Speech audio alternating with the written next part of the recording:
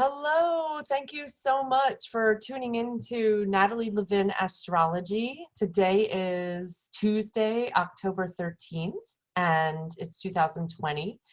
And my name is Natalie, and if you are interested in working on your chart and seeing how the energies are affecting you personally, I invite you to reach out to me and we can set up a session together to work on your chart.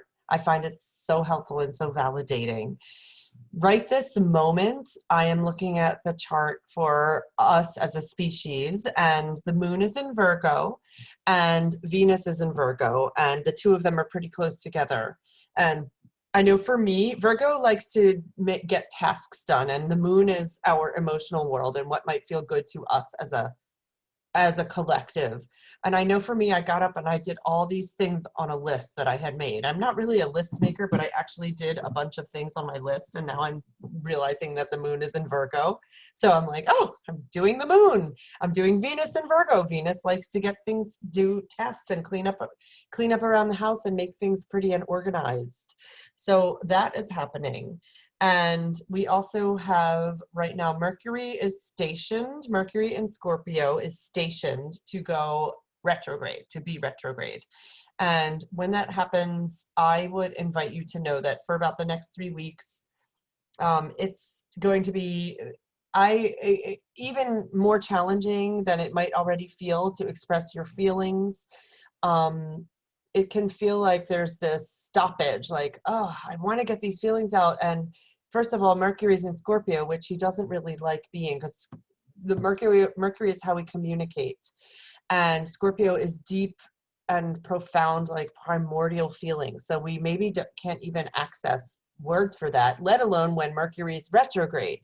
So I would invite you to be gentle with yourself around that if that's something that is coming up for you.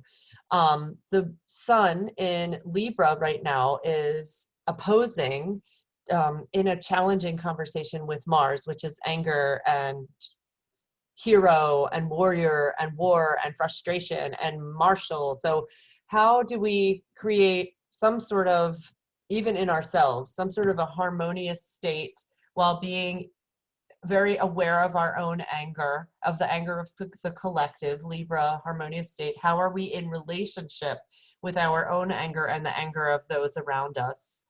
And also this interesting energy is squaring Pluto and Saturn and Jupiter, all in Capricorn. So I would say it's related to the disintegration of Capricorn things, disintegration of the government, disintegration of the systems that we have created, disintegration of business as usual, the dissolving of that, the death of that in a very big and dramatic way.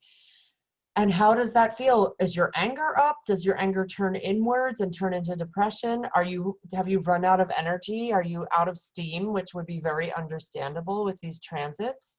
And then we throw in that Uranus is opposing. Uranus is shocks and surprises and earthquakes and electrical explosions, is your opposing Mercury and Scorpio. So